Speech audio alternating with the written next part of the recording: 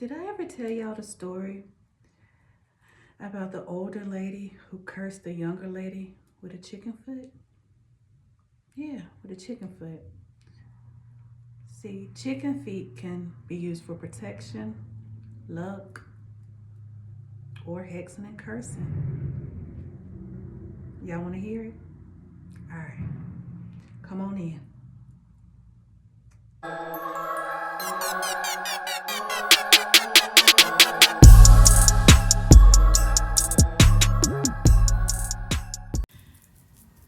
All right, so in the backwoods of North Carolina, down a dusty dirt road, a hoodoo lady lived back there, and her name was Miss Mattie. Now, she was a renowned hoodoo lady. She was known for her craft.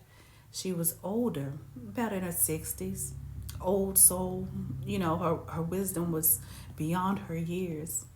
She got, her skills from generations upon generations. Now, see, Miss Mattie had married Jim. Jim was a fine man, like a young Idris Elba. He was about 20 years younger than Miss Mattie, had a strong, quiet demeanor. They lived in an old withered cabin back there in the back of the woods, surrounded by gardens and chickens and herbs and all the stuff that she liked to do. Big pine trees, big willow trees, all kinds of stuff.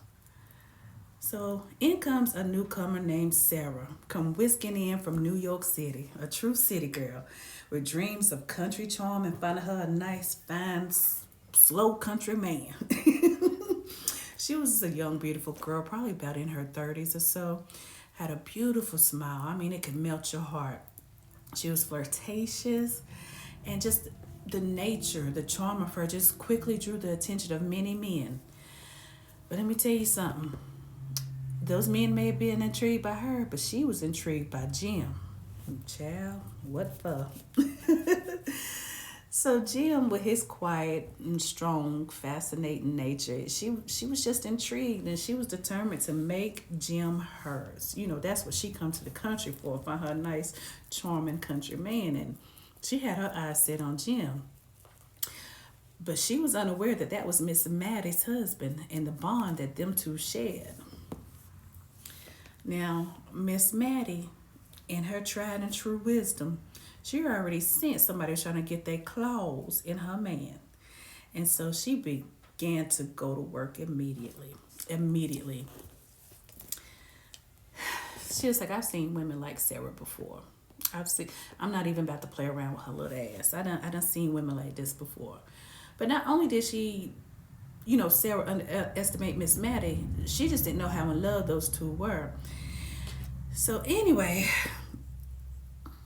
Miss Mattie's like, this girl could cause me some real harm. She is charming, she is beautiful. I'm gonna go ahead and handle it. So one sultry summer evening,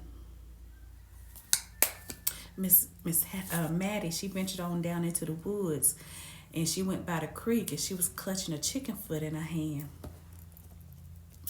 And honey, she reached the edge of that creek under the waning moonlight. So she was by the water. She had took her oil lamp with her. She had a chicken foot, and she scratched in the ground like this with the chicken foot. And with a deep breath, she uttered these words. And as soon as she uttered these words, it's like the wind blew so they could carry her incantation. So Miss Mattie said these words. She said, with this foot, I bind your heart, Sarah. May your desires turn to dust and your schemes fall apart. She also said some other stuff, but I'm not going to tell y'all that because y'all might try to do that. I don't want y'all running around getting in trouble now. Now, this is just a good old story, all right? So anyhow, Miss Mattie said what she had to say, done what she had to done, packed up her stuff, went on back home. Now, this curse took a hold of Sarah slowly, like a creeping shadow. At first, it was subtle. Her usual confidence that started, I'm shaking the camera, had started waning. It was replaced by an inexplicable unease, something she, couldn't really explain. She began to lose her appetite. Her once vibrant energy was gone. She just felt drained and depleted. Her sleepless nights, and then the nights that she could sleep, she was having unsettling, weird dreams. One evening, Sarah seen Jim down at the general store. She was in there to pick up a few things, and she seen Jim. Boy, she lit up. She lit up. But when she went over there to try to talk to Jim, her charm wasn't there. She was stuttering. Words wouldn't come out. And she grabbed her chest like this. She thought she was having a heart attack. But she couldn't describe it, but I knew instantly what it was when I heard about it. And she felt this streaks, like these scratches going down her heart. She thought it was a heart attack, but it was scratches going down her heart. And she was like, Lord, help me, please. I don't know what's going on. So anyway, she left. She ran up out of there. She thought she was having a heart attack. So as she was leaving, it was voices murmuring to her, giving her warnings. She was looking around. Nobody was around her. Nobody followed her. So she just running, hearing voices in her head. She got home, started looking in her mirror. She was like, what's happening to me? She could see right then and there her beauty began to fade. Her skin started going pale. Her eyes lost their spark. Now, see, all the local women already knew what was going on. And they already had an idea of what's going on. So they wasn't going to help her none. They wasn't saying nothing. They ain't want to get involved with that. They ain't want no parts of it. But anyway, her aura was just filled with misfortune. And she just couldn't escape it. Nobody was helping her. Nobody would tell her anything. So desperately, Sarah tried to leave the area. She tried to go on back to the city, tried to leave the woods. But every path just seemed blocked by the unseen. She just could not get up out of there. She just, it's like, what's going on? It was forces unseen. It was just blocking her, keeping her there. And she just felt like the woods itself was just conspiring against her, like the country itself. Like, this is the worst decision I ever made. So she started feeling ensnared in her own torment. Finally, broken and defeated, she felt a little glimmer of hope. Even though her dreams were shattered and her spirit was crushed, after she fell in defeat, she was able to get up out of there and leave the country.